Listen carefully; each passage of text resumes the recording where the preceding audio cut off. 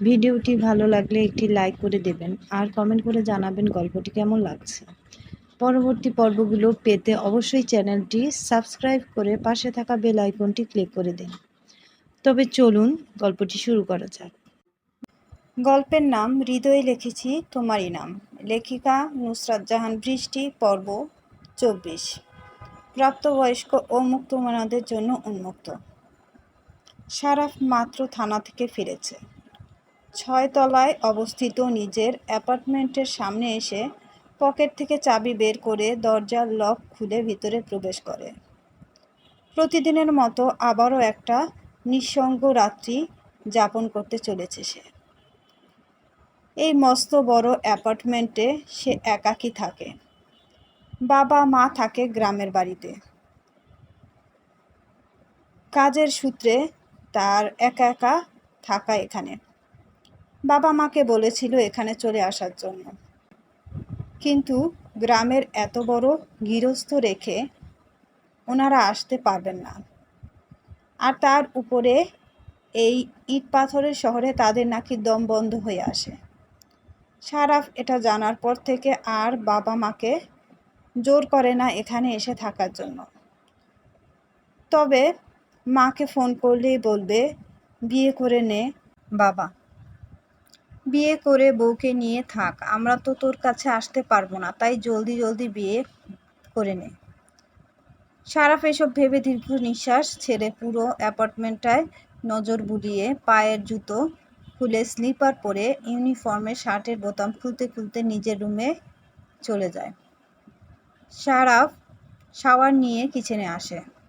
সারাদিন অফিস করে এসে এবার তাকে ক্লান্ত শরীর নিয়ে রান্না করতে হবে। এর কোনো মানে আছে? কোথাও তার জন্য কেউ গরম ভাত রেঁধে অপেক্ষা করবে আর সে আরাম করে খাবে, তা না করে এখন তাকে রান্না করতে হবে। চাইলেই বাইরে থেকে খাবার এনে খেতে পারত, কিন্তু বাইরের খাবার আর ঘরের খাবারের মধ্যে অনেক পার্থক্য আছে। শারাফ রাইস কুকারে চাল বসিয়েছে আর ডিম ভাজি করবে। ছেলেদের জন্য সহজ রান্না হচ্ছে ডিম ভাজি।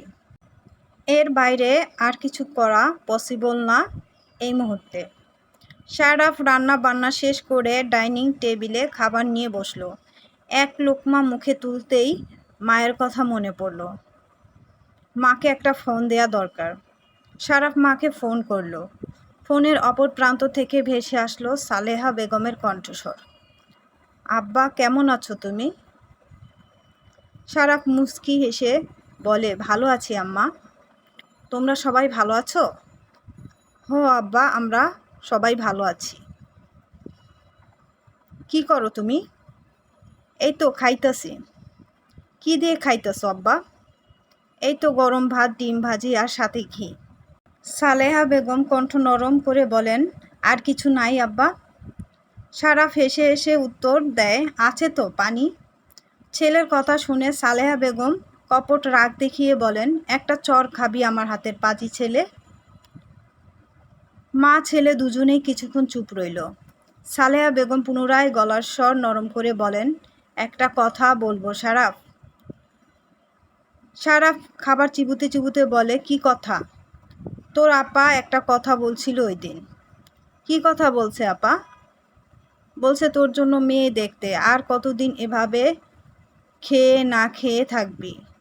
এবার একটা লাল টুকটুকে বউ আনা দরকার, যে তোর সবসময় খেয়াল রাখবে আর আমরাও সবাই একটু নিশ্চিন্তে থাকব। মায়ের কথা শুনে শারাফ থমকে যায়। ছেলেকে চুপ মেরে যেতে দেখে সালেহা বেগম বলেন, কি হলো, আমরা কি মেয়ে দেখা শুরু করব? শারাফ সোজাসুজি বলেন, না মা, মেয়ে ঠিক করা আছে আমার। সালেহা বেগম খুশি খুশি গলায় বলে, সত্যি? কোথায় থাকে মেয়ে? তার ঠিকানা দে, আমি বিয়ের প্রস্তাব নিয়ে যাব। মা মা এত উত্তেজিত হওয়ার কিছু হয়নি, আগে তার সাথে ভাব হোক তারপর। ঠিক আছে ঠিক আছে, জলদি জলদি ভাব করে নে, আর আমি গিয়ে তোর বাবাকে খবরটা জানাই, বলেই ফোনটা কেটে দেয়। শারাফ মুচকি মুচকি হাসছে। যাকে সে পছন্দ করে তার সাথে তো এখনো কথা বলে উঠতে পারেনি। আর তার মা কিনা বিয়ের প্রস্তাব নিয়ে যেতে চাইছে। আজকে লিজা ফোন করবে, সে খাওয়া দাওয়া শেষ করে। লিজার ফোন নাম্বারটা দুদিন আগে সারাফ সংগ্রহ করেছে, কিন্তু ব্যস্ততার কারণে আর কল দিয়ে উঠতে পারেনি। যারাকে দিয়ে অয়ন্তীর কাছ থেকে লিজার নাম্বারটা নিয়েছে সারাফ, কিন্তু নাম্বার নেওয়ার সময় যারা যেই পরিমাণ তাকে টিচ করেছে তা বলার বাইরে। সারাফ খাওয়া দাওয়া শেষ করে ব্যালকনিতে গিয়ে দাঁড়ায়। 6 তলার উপর থেকে পুরো শহরটা দেখা যাচ্ছে যেন। হিম পড়ছে বাইরে, তাই আর বেশিক্ষণ সময় না থেকে ভিতরে চলে আসে। বেডের উপরে আধশোয়া হয়ে বসে রইল সারাফ। হাতে ফোন, ফোনের স্ক্রিনে ছলছল করছে লিজা নামটি। কল দিবে নাকি দিবে না ভেবে দোটানায় পড়ে গেল। সারাফ দীর্ঘ নিঃশ্বাস ছেড়ে সব জড়তা পিছনে ফেলে শেষমেশ কল করলো লিজাকে।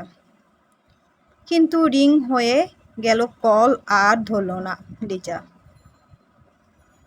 মেয়েটা কি ঘুমিয়ে পড়লো নাকি? সারাফ ঘড়ির দিকে তাকিয়ে দেখে সবে মাত্র 10টা বাজে। সারাফ ফোন ঘুরাতে ঘুরাতে বলে, এত তাড়াতাড়ি ঘুমিয়ে গেল মেয়েটা? অবশ্য গ্রামের মানুষরা তাড়াতাড়ি ঘুমিয়ে পড়ে। কথাটা বলে বেড সাইডের টেবিলের উপরে ফোনটা রেখে শুয়ে পড়ে। বড্ড ক্লান্ত লাগছে, আগামীকাল আবার শুরু হবে তার কর্মজীবন।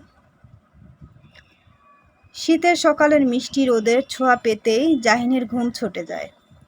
জাহিন আড়মোড়া ভেঙে চোখ মেলে তাকায়। পিটপিট চোখে তাকাতেই সামনে ভেসে ওঠে নেহালের প্রতিচ্ছবি। নেহাল পায়ের উপরে পা তুলে বসে আছে সোফায়, আর তীক্ষ্ণ দৃষ্টিতে তাকিয়ে আছে জাহিনের দিকে। জাহিন কিছুটা অবাক হয়ে নেহালের এমন দৃষ্টি দেখে। এই ছেলে এভাবে তাকিয়ে আছে কেন তার দিকে? জাহিন তর্জনী আর বৃদ্ধাঙ্গুল দ্বারা চোখ দুটো কচলে নিয়ে শোয়া থেকে উঠে বসে ভাঙা গলায় বলে, কি হয়েছে, এভাবে তাকিয়ে আছিস কেন? আমার কি রূপ বেরিয়েছে নাকি যে এভাবে তাকিয়ে আছিস? নেহালের কোনো সারা শব্দ নেই। সে একই দৃষ্টিতে জাহিনের দিকে তাকিয়ে আছে। জাহিনের বড্ড বিরক্ত লাগলো গতকাল রাত থেকে এই ছেলেটা তাকে জ্বালিয়ে মারছে। এখন কি করতে চাইছে এই ছেলে? তার এখানে আসাটাই বড় ভুল হয়েছে। জাহিন বেড থেকে নামতেই মাথাটা হালকা ঘুরে ওঠে। ধপ করে বেডে বসে পড়ে নিজেকে তটস্থ করে কিছু বলতে যাবে, সাথে সাথে নেহাল সোফা থেকে উঠে জাহিনের পাশে বসে সন্ধিহান গলায় বলে, জাহিন, তুই কি বন্ধু শারীরিকভাবে অসুস্থ? তাহলে আমাকে নির্ভয়ে বল, আমি তোকে কথা দিচ্ছি আমি তোকে নিয়ে ভালো একজন ডাক্তারের কাছে যাব। জাহিন ভ্রু কুঁচকে বলে, কি যাতা বকছিস তুই এসব? নেহাল উচ্চ বাক্যে বলে, তাহলে আমি কি বলবো? জাহিন বসা থেকে উঠে দাঁড়িয়ে বলে, তোকে কিছু বলতে হবে না। তাহলে মিরাজ ঠিকই বলেছে, তোকে কলকাতা হারবালের ওষুধ সেবন করিয়ে তোর যন্ত্রপাতি ঠিক করতে হবে। জাহিন রাগী গলায় বলে, নেহাল তুই চুপ করবি? গতকাল রাত্রে যা করেছিস তার জন্য কিন্তু আমি তোকে এখনো কিছু বলিনি, তাই আমাকে কিছু বলতে বাধ্য করিস না। শান্ত আছি, শান্ত থাকতে দে। নেহাল বিরক্তিকর ভাব নিয়ে বলে, তোর বলার মতো মুখ আছে নাকি?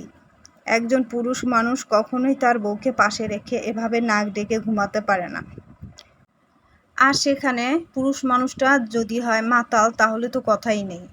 কিন্তু তুই মাতাল হয়েও কিছু করলি না। জাহিন তপ্ত নিঃশ্বাস ছেড়ে বলে, আমি অতটাও মাতাল ছিলাম না, তবে সেলফ কন্ট্রোল যে হারিয়েছি এটা বুঝতে পেরেছি।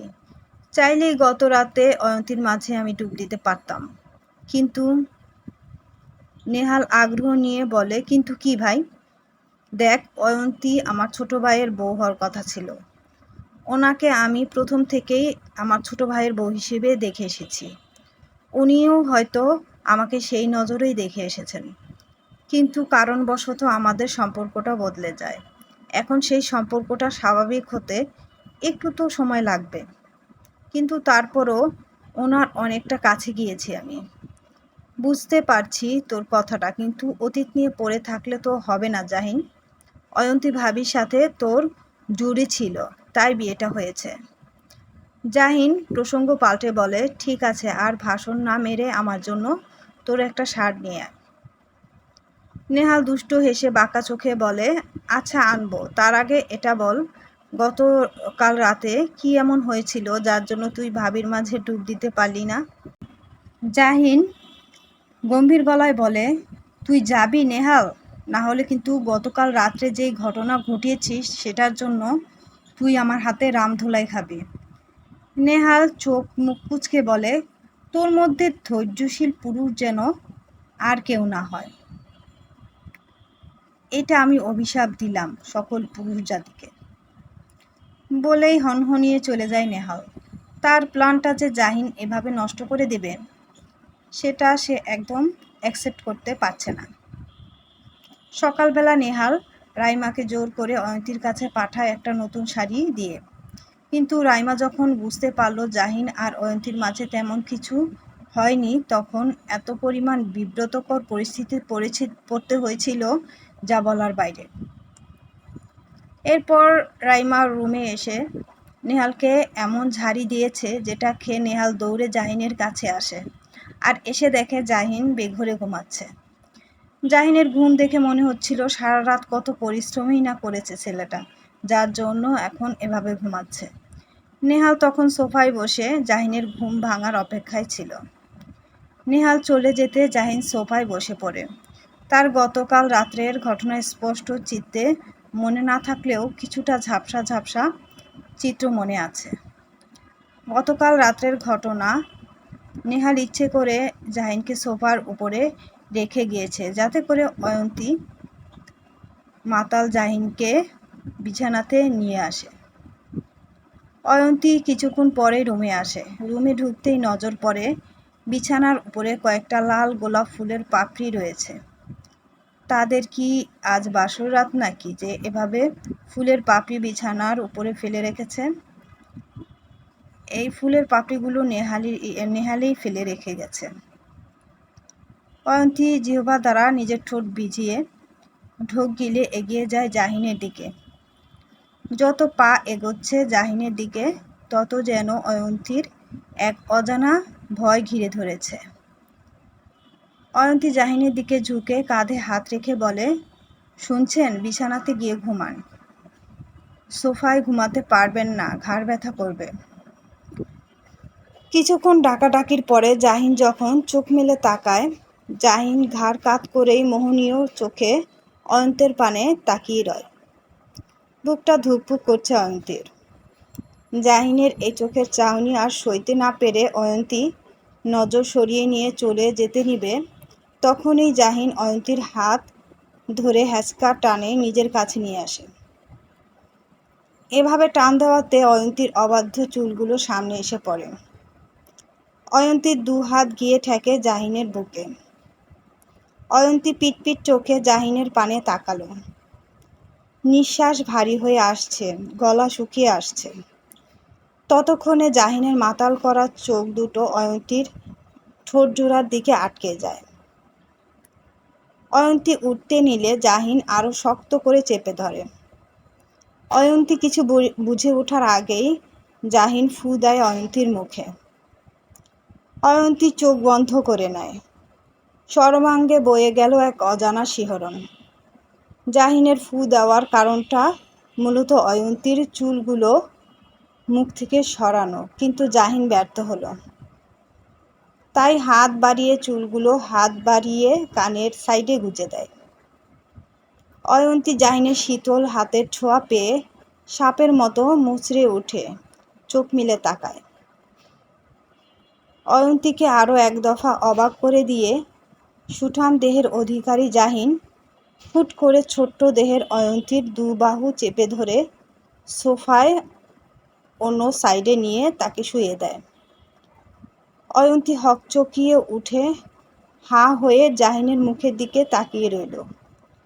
এই লোক পাগল হয়ে গেছে নিশ্চিত, না হলে এমনটা কেউ করে? ভাবুক অয়ন্তীর কপালে জাহিনের উত্তপ্ত পুরুষালী ঠোঁটের ছোঁয়া পড়ল। অয়ন্তী চোখ বন্ধ করে খামচে ধরল জাহিনের শার্টের কলার। চোখ বন্ধ করা অবস্থায় বুঝতে পারল জাহিনের পরের কাজকর্ম কি হতে চলেছে। কিন্তু অনেকটা সময় পার হয়ে গেছে, জাহিনের সারা শব্দ নেই।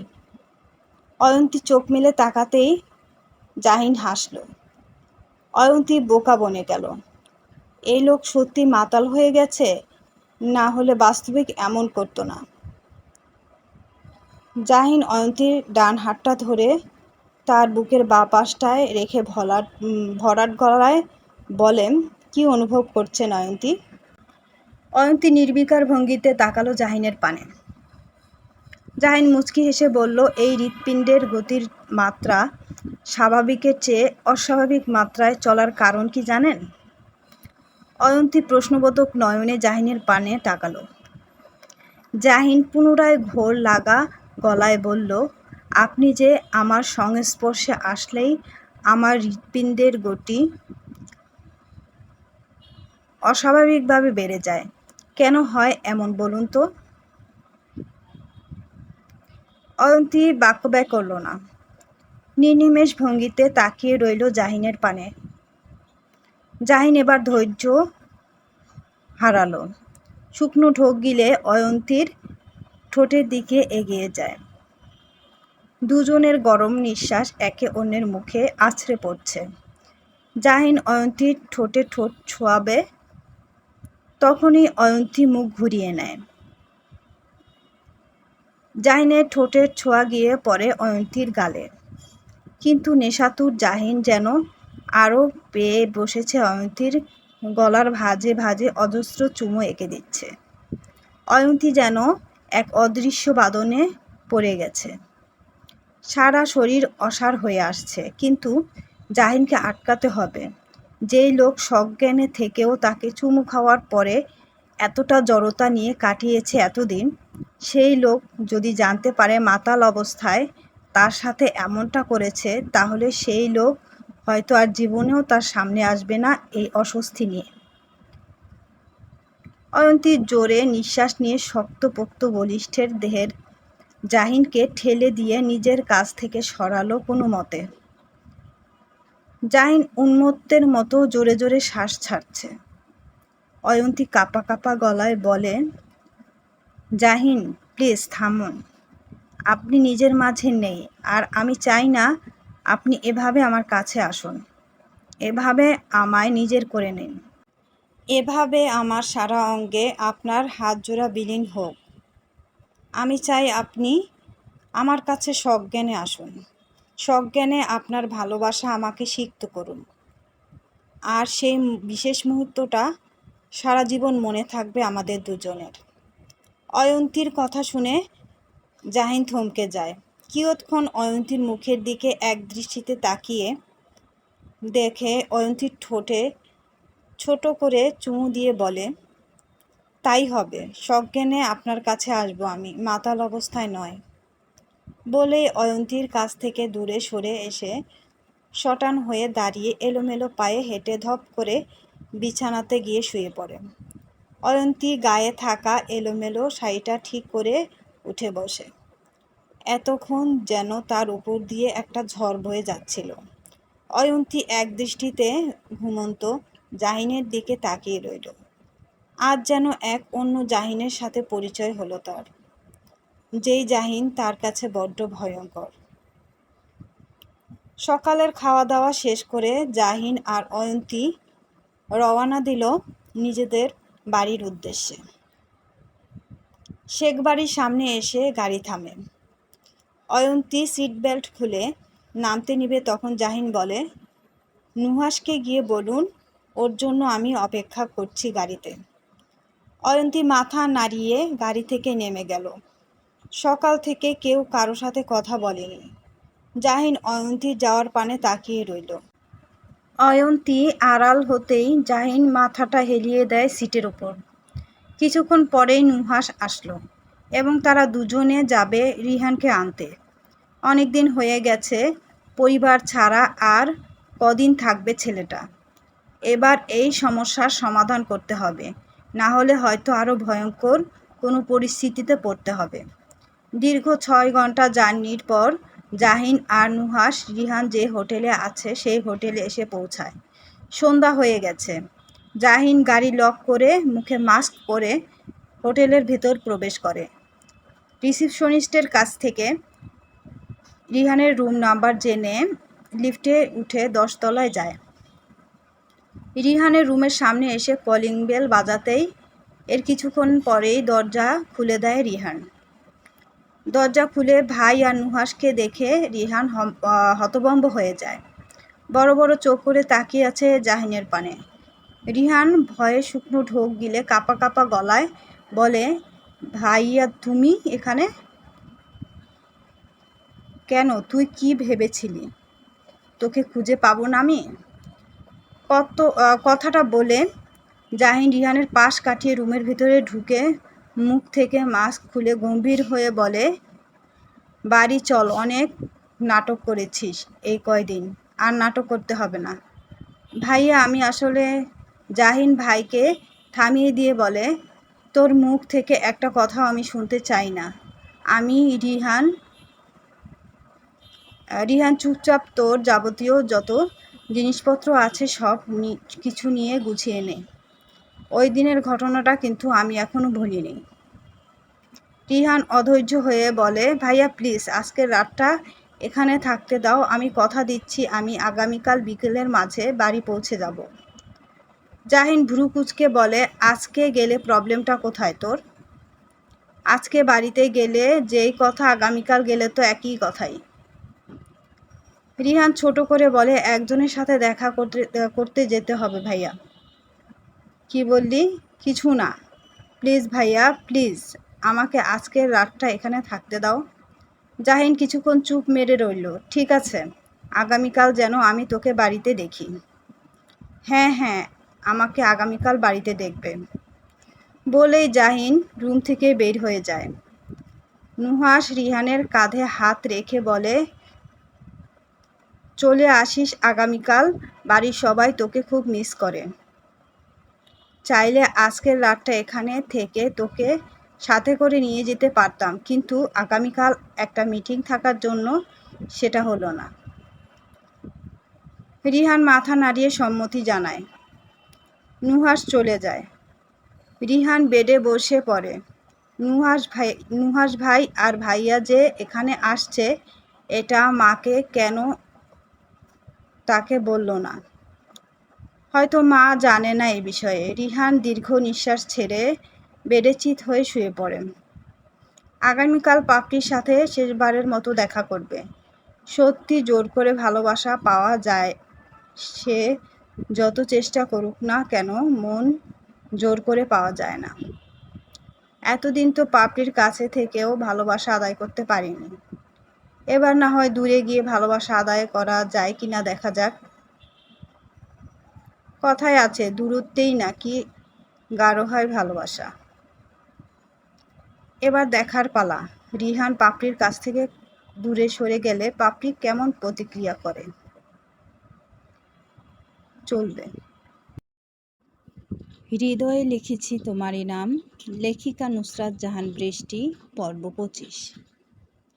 নুহাসকে থানায় ধরে আনা হয়েছে। কোনো পুলিশ অফিসার সশরীরে গিয়ে নুহাসকে থানায় ধরে আনেনি, বরং ধরে নিয়ে এসেছে জনতারা। শারাফ এই থানার এসআই হওয়াতে নুহাসকে লকআপে না রেখে জিজ্ঞাসাবাদ রুমে রেখেছে। বন্ধু হয়ে প্রাণের বন্ধুকে কি করে ওই শিকের তৈরি 4 দেয়ালের মাঝে রাখবে? আগে অপরাধ প্রমাণ হোক, তারপর যা করা প্রয়োজন তাই করবে। কারো মুখের কথায় শারাফ বিশ্বাস করবে না যে নুহাস এই ঘৃণ্য কাজটা করতে পারে। আধা ঘন্টা হয়ে গেছে নুহাসকে থানায় নিয়ে আসা হয়েছে, কিন্তু নুহাস টু শব্দ পর্যন্ত করেনি। শারাফ হাজারটা প্রশ্ন করেছে, নুহাসকে। কিন্তু নুহাসের মুখে কোনো কথা নেই। পাথর হয়ে বসে রয়েছে কাঠের শক্ত চেয়ারে, আর দৃষ্টি বড্ড স্থির।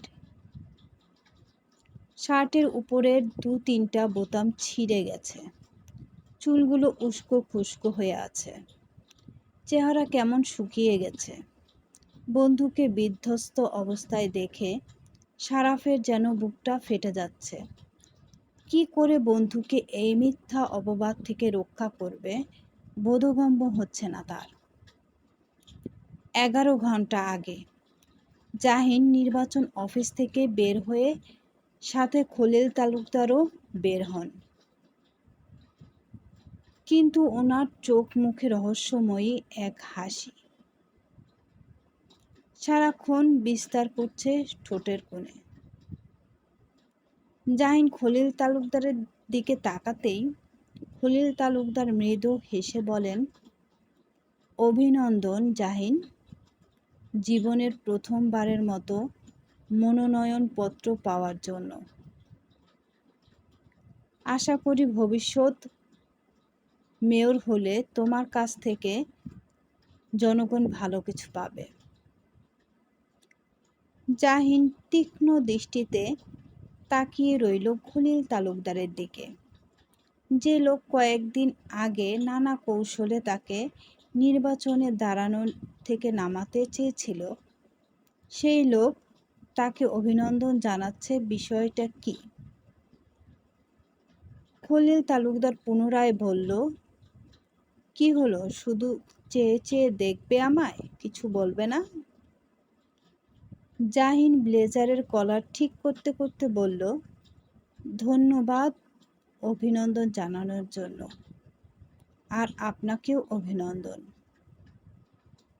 খলিল তালুকদার জাহিনের দিকে ডান হাতটা বাড়িয়ে দিয়ে বলেন, ঠিক আছে, তাহলে আসি। জাহিনও খলিল তালুকদারের হাতে হাত মিলিয়ে বলল, সাবধানে থাকবে, আবহাওয়া ঠিক খুব একটা ভালো ঠেকছে না। কথাটা বলে রহস্যময় হেসে চলে গেলেন। জাহিনের পাশে থাকা নুহাস বলল, ভাই, এই খলিল তালুকদারের ভালো মানুষের হাবভাব আমার ভালো ঠেকছে না খুব একটা। শয়তান অলওয়েজ ভালো মানুষের মুখোশ পরেই থাকে, ঠিক যেমনটা খলিল তালুকদার পরে থাকেন। কথাটা বলে জাহিন পা বাড়াতে নিবে, ঠিক তখনই পেছন থেকে কেউ ডেকে ওঠে। জাহিন তাকিয়ে দেখে সাদিক এসেছে। জাহিন ভ্রু কুঁচকে বলল, কিছু বলবি? সাদিক উসখুস করে বলল, আসলে একটা কথা বলার ছিল তোমাকে। কি কথা? কেউ হয়তো তোমার বিরুদ্ধে ষড়যন্ত্রের জাল বুনছে, তাই একটু সাবধানে থাকবে। কথাটা বলে এক মুহূর্ত দেরি করল না সাদিক, দ্রুত পায়ে হেঁটে চলে গেল। জাহিন অবাক চোখে সাদিকের যাওয়ার পানে তাকিয়ে রইল। আগে বাপ সাবধান করলো, আর এখন পোলা সাবধান করে গেল। কি করতে চাইছে কি এই বাপ আর পোলা মিলে? নুহার সন্ধিয়ান গলায় বলল, ভাই, কি হচ্ছে এসব? কিচ্ছু বুঝতে পারছি না। আর কিসের জন্য সাবধানে থাকতে বলছে এরা দুজন? জাহিন কিছু বলল না, শুধু তাকিয়ে রইল সামনের দিকে। এবার মনে হচ্ছে তাকেও ঘুরে দাঁড়াতে হবে। রাজনীতিতে থাকতে হলে একটু শক্ত হতেই হবে। এভাবে সৎ থাকলেও হবে না, একটু অসৎ হতেই হবে। না হলে এই নোংরা রাজনীতির মাঠে টিকে থাকা সম্ভব হবে না। ভেবেছিল অন্যদের মতো কারো কোনো ক্ষতি না করে এগিয়ে যাবে, কিন্তু সেটা মনে হচ্ছে না, হবে না। কথায় আছে, শক্তের ভক্ত নরমের জম। সারাফ কেস ফাইল চেক করছে এক মনে। তখনই ডেস্কের ওপর রাখা ফোনটা ভাইব্রেট করে। সারাফ নাম্বার চেক না করেই কল পিক করে বলে, আসসালামু আলাইকুম, কে বলছেন? ফোনের অপর প্রান্ত থেকে ভেসে আসে মেয়েলি রাগী চিকন স্বরের কণ্ঠ। আজব, আপনি তো গতকাল রাত্রিবেলা আমাকে ফোন করছিলেন, আর এখন আমাকেই বলছেন আমি কে? আপনি কে সেটা আগে বলুন। সারাফ ভ্রু কুঁচকে বলল, আশ্চর্য, আমি কোন দুঃখে আপনাকে ফোন করতে যাব? আমার কি খেয়ে দেয়ে কোনো কাজ নেই? কি বাটপার লোক রে বাবা, নিজেই ফোন করেছে রাত 10টার সময় আর এখন অস্বীকার করছে। নেহাতি আমি ভেবেছিলাম কোনো ইম্পর্টেন্ট কল, তাই কল ব্যাক করেছি, না হলে জীবনেও নিজের টাকা খরচ করে কল দিতাম না। যত সব আজাইরা মানুষ, মেয়েদের রাত বিরাতে ডিস্টার্ব করার ধান্দা, বলেই কল কেটে দেয়। সারাফ হতবাক হয়ে বসে রইল। সে রাত বিরাতে মেয়েদের বিরক্ত করে, এই কথাটাও শুনতে হলো তাকে। কলটা কে করেছে সেই ব্যাপারটায় বোধগম্য হতে কয়েক সেকেন্ড সময় লাগলো সারাফের। তড়িৎ গতিতে ফোনের লকটা খুলে কল হিস্ট্রিতে গিয়ে যা দেখে তাতে কপাল চাপড়াতে ইচ্ছে করছে সারাফের। আজ যদি নাম্বারটা দেখে কল রিসিভ করতো তাহলে হয়তো অন্যরকম হতো ব্যাপারটা। সারাফ সাথে সাথে কল ব্যাক করে। 2বার রিং হওয়ার পরে মেয়েটি কল রিসিভ করে বাজখাই কণ্ঠে বলে, আপনি আবার আমাকে কল করেছেন? বেয়াদব ছেলে, লজ্জা করে না মেয়েদের বিরক্ত করতে?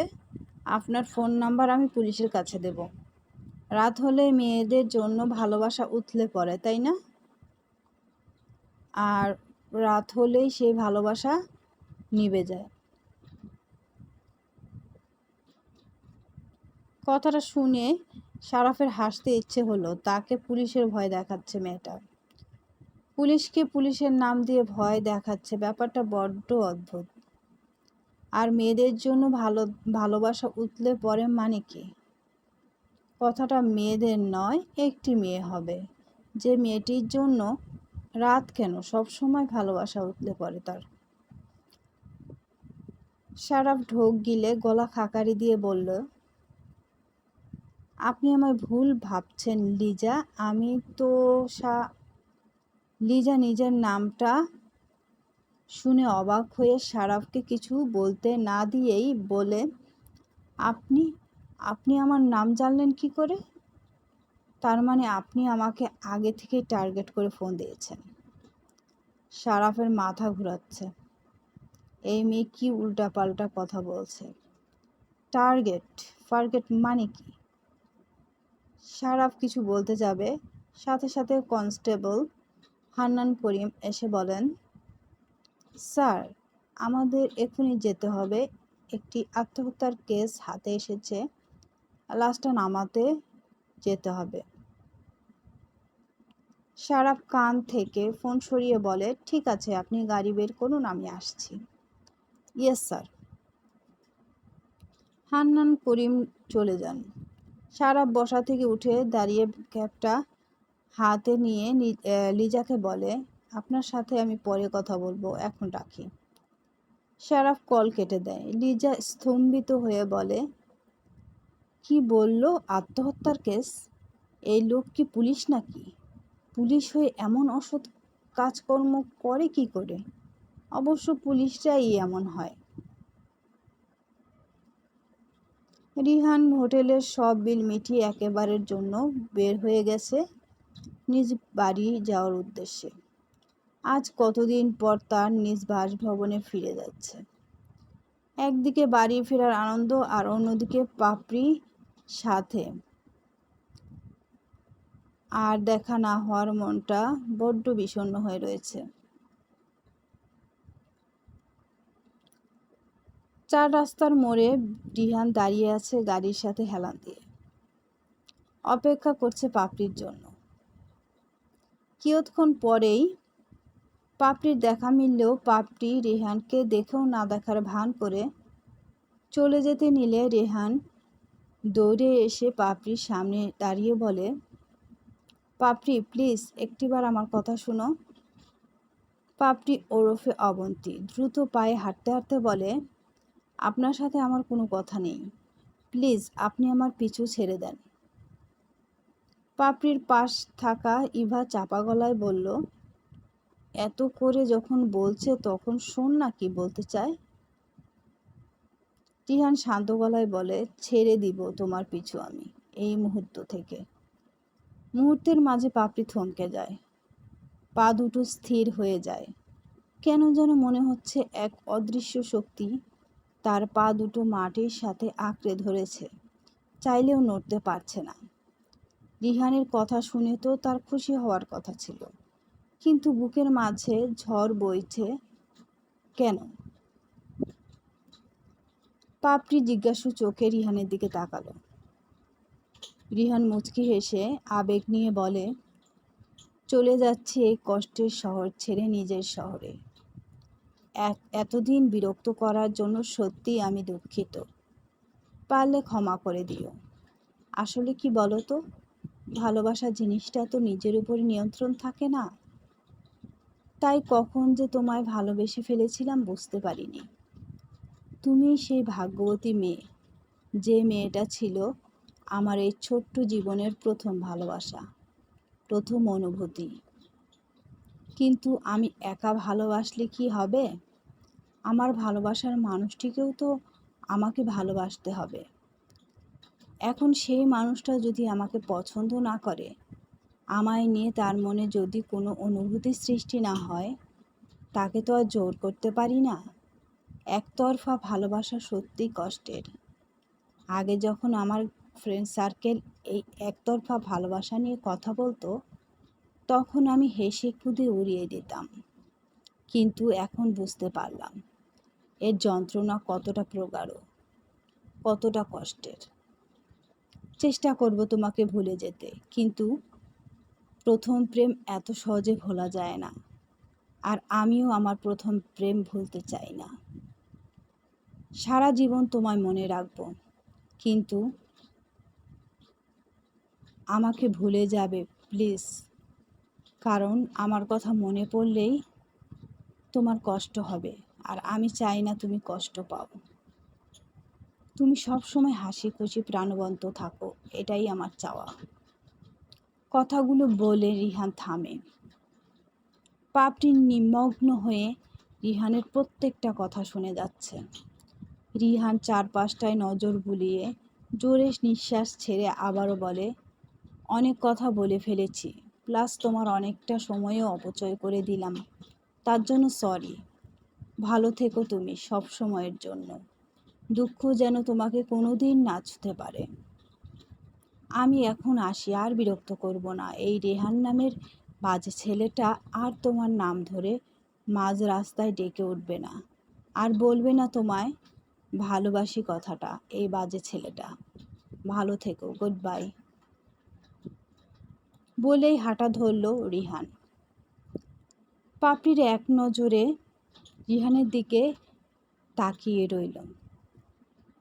তার অবচেতন মন বলছে রিহান একটিবারের জন্য হলেও পিছন ফিরে তার দিকে তাকাবে, কিন্তু রিহান ফিরে তাকালো না। এতে পাপড়ির বুকের বাঁ পাশটায় চিনচিন ব্যথা অনুভব করল। পাপড়ির মন বলছে দৌড়ে গিয়ে রিহানের হাত দুটো শক্ত করে ধরে মানুষটাকে আটকে দিতে, কিন্তু মস্তিষ্ক তার উল্টো কথা বলছে। রিহান গাড়িতে এসে বসে লুকিং গ্লাসের দিকে তাকালো। অদূরে তাকিয়ে থাকা পাপড়ির মুখখানা লুকিং গ্লাসে দেখা যাচ্ছে। রিহান মৃদু হাসল। রিহান জানে যে মেয়েটা এতদিন তাকে দেখতে পারতো না, সেই মেয়ে আজ সারাক্ষণ তার কথা স্মরণ করবে। এটাই প্রকৃতির নিয়ম। কাছের জিনিসটাকে প্রথম দিকে মূল্যায়ন না করলেও সেই জিনিসটা যখন দূরে চলে যায়, তখন সেই জিনিসটার মূল্য দ্বিগুণ বেড়ে যায়। রিহানও চায় পাপড়ি তার শূন্যতা বুঝুক, তার ভালোবাসা বুঝুক। তার জন্য না হয় একটু দূরত্ব বাড়িয়ে দেওয়া যাক।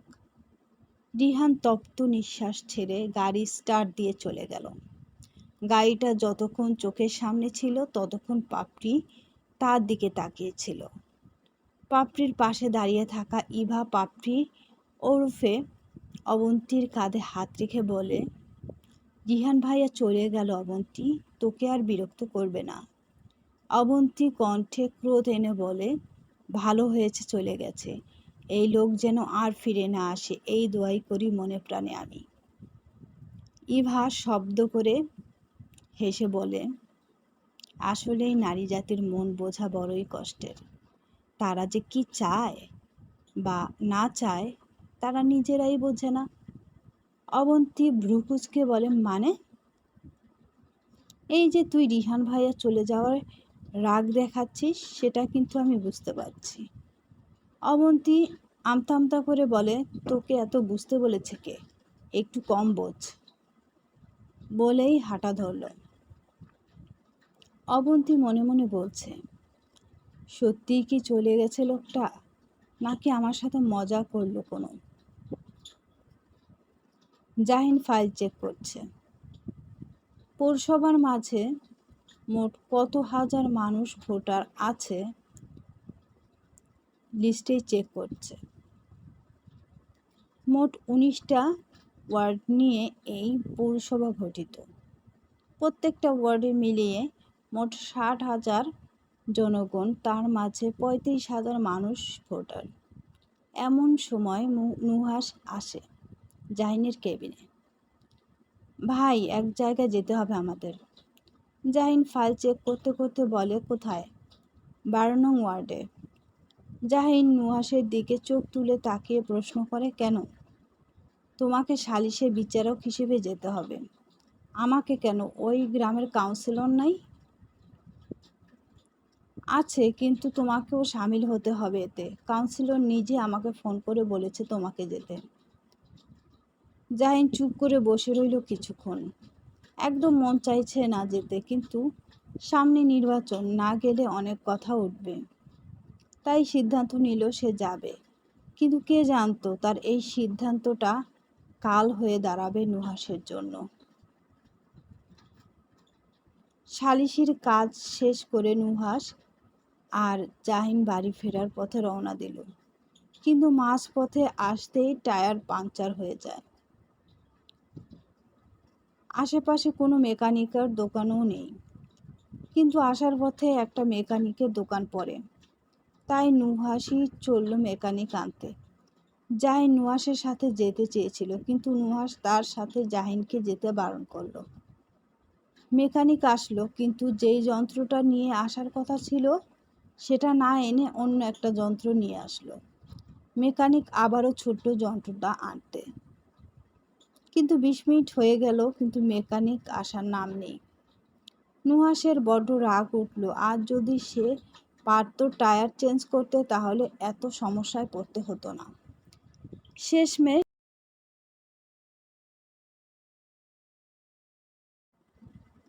আধা ঘন্টা পর আসলো মেকানিক। তাদের দোকানে নাকি ঝগড়া শুরু হয়ে গেছিল, তাই আসতে দেরি হয়েছে। সন্ধ্যা হওয়ার পথে জাহিন গাড়িতে বসে আছে। তার ফোনের স্ক্রিনে ছলছল করছে অয়ন্তীর হাস্যোজ্জ্বল একটা ছবি। ছবিটা তোলা হয়েছিল তাদের বৌভাতের দিন। জাহিন তর্জনী আর বৃদ্ধাঙ্গুল দ্বারা ছবিটা জুম করল।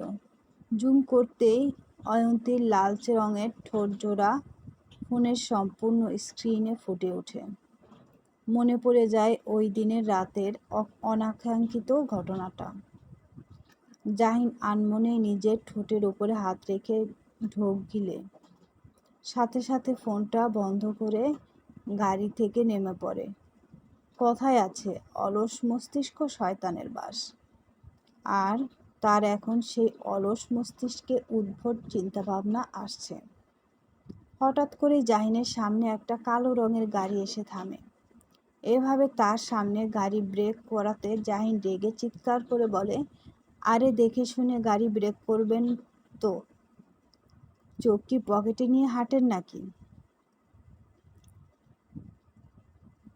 গাড়ি থেকে নেমে আসে নেহাল। জাহিন অবাক হয়। তার আগেই বোঝা উচিত ছিল এই ফালতু কাজটা এই নেহাল ছাড়া অন্য কেউ করতে পারে না। নেহাল হাসতে হাসতে বলে, কেমন চমকে দিলাম দোস্ত তোকে? জাহিন কিছু বলল না, চুপ করে রইল। নেহাল উকি দিয়ে পাংচার হয়ে যাওয়া টাওয়ারটা দেখে বলে, টায়ার পাংচার কেস দেখা যায়, তুই চাইলে আমি তোকে লিফট দিতে পারি। জাহিন নাকচ করে বলে, তোর যাওয়া তুই যা, আমি আমার গাড়ি করে যেতে পারবো। এর মাঝে নুহাস এসে বলে, ভাই তুমি চলে যাও নেহাল ভাইয়ের সাথে, আমি পরে আসছি। না না, আমি তোর সাথে যাব, ঠিক তো হয়েই গেছে প্রায়। নেহাল জাহিনের কাঁধ জড়িয়ে ধরে বলে, এত ঢং না ধরলেও চলতো, যেতে যেতে তোকে কয়েকটা টোটকা শিখিয়ে দেব। জাহিন ভ্রু কুঁচকে বলে, টোটকা? কিসের টোটকা? নেহাল দুষ্ট হেসে বলে, রোমান্টিক হওয়ার টোটকা, ভবিষ্যতে যেন কাজে লাগাতে পারিস। আর সেই টোটকা কাজে লাগানোর পর যেন একটা সুমিষ্ট ফলাফল জানতে পারি আমি। জাহিন তপ্ত নিঃশ্বাস ছেড়ে গাড়িতে উঠল। আজ তার খবর আছে, এই নেহাল আজ তার বেহাল অবস্থা করেই ছাড়বে। এমন ব্রেইন নিয়ে কি করে যে এলএলবি নিয়ে পরে উকিল হলো আল্লাহই জানে। সারাক্ষণই মাথায় শুধু এসব আজগুবি চিন্তা ভাবনা চলবে।